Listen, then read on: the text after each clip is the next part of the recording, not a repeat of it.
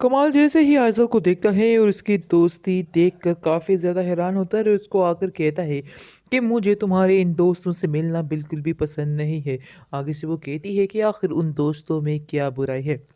इस पर वो कहता है कि बस मैंने तुम्हें समझा दिया है कि तुम आइंदा से उन लोगों के साथ नहीं मिलोगी। मुझे वो लड़के एक आँख नहीं पाते हैं जिनसे तुम दोस्ती करके बैठी हुई हो। जिस पर वो कहती है कि अगर आप अपनी मर्ज़ी से ज़िंदगी गुजार सकते हैं तो मुझे भी पूरा पूरा हक है कि मैं भी अपनी मर्ज़ी के साथ अपनी ज़िंदगी को गुजार सकूं। इसलिए बेहतर यही होगा कि आप मेरे मामलात में दखल-अंदाज़ी मत करें, क्योंकि मैंने भी आपके मामलात में कभी दखल-अंदाज़ी करने की कोशिश नहीं की है। इसलिए बेहतर यही है कि हम एक-दूसरे के मामलात से दूर ही रहें तो ही अच्छा है, वरना काफ़ी ज़्यादा मुश्किलात बढ़ सकती है और आप ये भी समझ लेना कि मैं आपको छोड़कर भी जा सकती हूँ। इर्सा कमाल से कहती है कि आपको मेरी बात सुननी ही होगी। आपको ये चीज़ जाननी ही होगी कि आइज़ल यानी कि आपकी बेटी जो है वो मुझे किसी भी तौर पर एक्सेप्ट नहीं कर सकती है। मुझे पसंद नहीं करती है। ये सारा ढोंग रचाती है आपके सामने, पता नहीं आपको कब समझ आएगी। लेकिन फ़िलहाल आप देखेंगे कमाल सर पकड़ कर बैठ जाएगा और कहेगा कि मुझे तुमसे इस किस्म की कोई बात नहीं करनी है, क्योंकि इर्सा वैसे तो जानती है कि उसके पास कोई भी ठिकाना नहीं है। इसलिए आप देखेंगे कि वो सिर्फ़ और सिर्फ़ ख़ामोशी से ही सारा कुछ बर्दाश्त करेगी, लेकिन बार-बार ये बात ज़रूर कहेगी कि आपकी बेटी आइज़ल मुझे पसंद नहीं करती। वो मेरा इस घर में रहना बिल्कुल भी पसंद नहीं करती है। ख़ास तौर पर आपकी जो रिश्तेदार आ चुकी है, वो भी उसके साथ मिली हुई है और मुझे काफ़ी ज़्यादा बातें सुनाते हैं और मुझे बहुत ज़्यादा परेशान करते हैं। इसके बाद कमाल कहता है कि मुझे बाजी से तो इस तरह की कोई उम्मीद नहीं थी, क्योंकि मैं जानता हूँ कि वो इस तरह की तो है ही नहीं।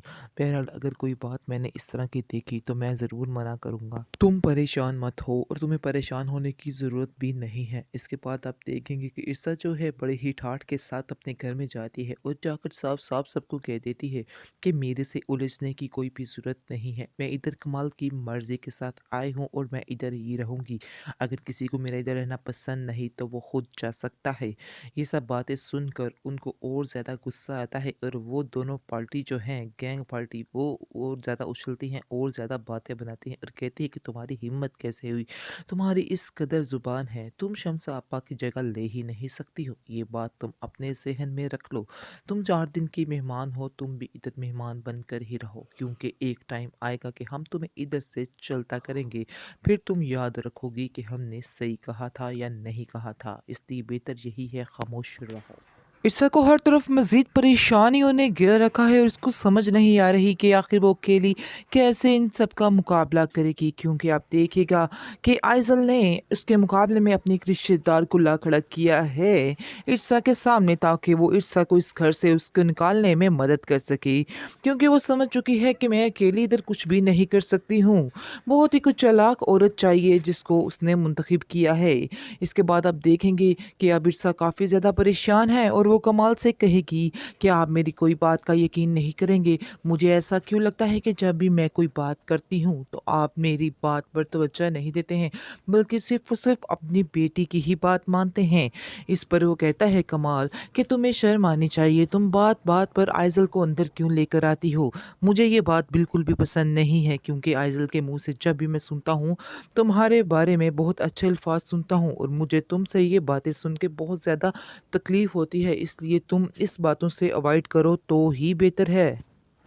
आयज़ा ने अपने रिश्तेदार को बुलाकर काफ़ी ज़्यादा कहानी में ट्विस्ट डाल दिया है, यानी कि हर वक्त की अब चिल-चिल रहा करेगी और बात-बात पर अब ताने मिला करेंगे और बात-बात पर ईसा को बुरा-भला कहा जाएगा।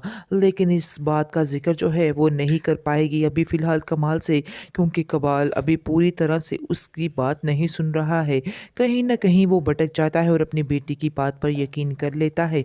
लेकिन आइज़ल भी बड़ी ही चालाकी के साथ सारा खेल खेल रही है। अपने बाप के सामने तो वो काफ़ी होशियार बनती है और छोटी मामा कहकर पुकारती है। लेकिन पीछे से उसका वो हशर कर रही है कि बस क्या बोलूँ आपको, वैसे तो आप देख ही रहे हैं। इसके बाद आप देखेंगे मज़ीद ट्विस्ट आएगा जैसा कि उसकी रिश्तेदार आ चुकी है। अब देखिए दोनों मिलकर क्या प्लानिंग्स करते हैं। ईर्षा परेशान होती है और आइज़ल से कहती है कि आखिर तुम क्यों मेरे पीछे हाथ धोकर पड़ चुकी हो। तुम्हें शर्म आनी चाहिए क्योंकि तुम अपने बाप के सामने तो मुझे छोटी मामा के नाम से पुकारती हो, लेकिन पीछे से मेरा ही बेड़ा गर्क कर रही हो। आखिर तुम क्यों मेरे पीछे कर रही हो? मैं जानती हूँ कि जो भी साजिशें हो रही हैं ये सब कुछ तुम ही कर रही हो, इसलिए बेहतर यही होगा कि तुम्हें मुझसे दूर होना होगा क्योंकि तुम मेरी ज़िंदगी में बहुत ज़्यादा ज़हर घोल रही हो। आगे से वो कहेगी कि मेरा मकसद ही यही है, जब तक तुम्हें इस घर से निकाल नहीं लूँगी मुझे सुकून नहीं मिलेगा। ये बात अच्छे तरीके से समझ लो। कमाल ने ईर्षा को साफ साफ धमकी दे दी है और कह दिया है कि अगर तुम्हारा बाप इधर होता तो मैं तुम्हें कभी माफ़ नहीं करता, तुम्हें यहाँ से चलता करता, यानी कि तुम्हें यहाँ पे नहीं रहने देता। लेकिन हम देखेंगे कि वो उसके बाप की वजह से खामोश हो चुका है, क्योंकि वो जानता है कि ईर्षा का और कहीं ठिकाना है ही नहीं, जिसकी वजह से मजबूरी उसको उसके साथ ज़िंदगी गुजारनी पड़ेगी। लेकिन जब उसको पता चल जाएगा कि वो जमशेद से मोहब्बत नहीं करती थी, फिर उसके दिल से सारे गिले शिकवे निकल जाएंगे। फ़िलहाल तो वो काफ़ी ज़्यादा डिप्रेस्ड है, उसको समझ नहीं आ रही है कि वो आखिर क्या करे। इसके बाद मज़ीद आप देखेंगे कि इस टेंशन की वजह से वो बार बार अब उससे ईर्षा से लड़ना शुरू कर देता है और ईर्षा को कहता है कि क्या आखिर तुमने ड्रामा पकड़ा हुआ है। ईर्षा भी अब इस बातों से तंग आ चुकी है, उसको भी समझ नहीं आ रही कि वो क्या करे। अब वो कहेगी कि मैं आपको बार बार यकीन नहीं दिला सकती हूँ, आप चाहे जो मर्जी कर लें। ईर्षा कमाल से कहेगी कि आप जैसा समझ रहे हैं वैसा कुछ भी नहीं है। अगर आपके दिल में कोई भी बदगुमानी या कोई भी परेशानी है तो आप मेरे बारे में निकाल दें। यानी मैंने कभी भी जमशेद को किस बुरी नज़र से नहीं देखा है। अगर मैं चाहती तो मैं कुछ भी कर सकती थी, लेकिन मैंने ऐसा कुछ भी नहीं किया है। तीन ड्रामा सीरियल फॉरकेस्ट एपिसोड में आप देखेंगे कि जमशेद जो है वो कह तो चुका है कि वो कभी भी ईर्षा से नहीं मिलेगा और ना ही उसका ध्यान दिल में लाएगा। आगे से उसकी बहन बानो कहेगी कि तुम नहीं समझ रहे हो कि ये तुम्हारे लिए बात कितनी मुश्किल है, तुम आखिर कैसे ईर्षा को भूल सकते हो। इस पर वो कहता है कि मैं ईर्षा की खुशी के लिए कुछ भी कर सकता हूँ, चाहे जो मर्जी हो जाए। इस पर वो कहती है कि मैं ये तो बात जानती हूँ कि तुम कभी भी ईर्षा को नहीं भूल पाओगे। आगे से कहेगा कि नहीं, मैंने अब ये चीज़ ठान ली है कि मैं ईर्षा की खुशी के लिए ये सारा कुछ करने को तैयार हूँ, चाहे जो मर्जी हो जाए। इसके बाद आप देखेंगे कि बानो कहेगी कि मुझे ऐसा लगता है कि जैसे मुझे ईर्षा से ताल्लुक़ ख़त्म करना होगा, यानी कि इस हमारी वजह से उसके घर में कोई भी मुश्किलात ना आए। इसलिए बेहतर यही होगा कि अब हम ईर्षा से सारे ताल्लुक़ तोड़ लें, उससे कोई वास्ता कोई ताल्लुक़ ना रखें। इस पर जमशेद कहेगा हाँ, मेरा भी यही मानना है, हमें ऐसा ही करना चाहिए, क्योंकि जब तक हम उसके साथ रहेंगे उससे बातें करते रहेंगे वो कहीं ना कहीं उसका मेरे बारे में ख्याल आता ही रहेगा। इसलिए बेहतर यही है कि जितनी जल्दी हो सके ये काम हमें कर लेना चाहिए। और तुम भी अब ईर्षा से कोई बात ताल्लुक़ वास्ता मत रखना, अब हमें उसे भूलना ही होगा। इस पर उसकी माँ कहती है कि मैं ईर्षा को कभी माफ़ नहीं करूँगी जो कुछ उसने तुम्हारे साथ किया है।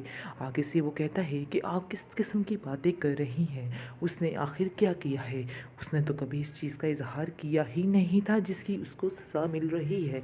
इसलिए बेहतर यही होगा कि आप लोग ईर्षा के बारे में जो कुछ सोच रहे हैं वो दिल से निकाल दें, ऐसी तो कोई बात नहीं है। वो दिल ही दिल में सोचता है कि मैं ईर्षा को एक और मौका दूंगा और उसको आजमाऊंगा, क्योंकि मेरी भी तो एक पास था। तो क्या मैं इस पास को भूल सका हूँ या अपनी बीवी को पहली को भूल सकता हूँ? नहीं भूल सकता। इसलिए मैं उम्मीद यही करूँगा कि ईर्षा जो है वो सिर्फ़ और सिर्फ मेरी ही रहेगी और किसी का उसकी ज़िंदगी में कोई अमल दखल नहीं होगा।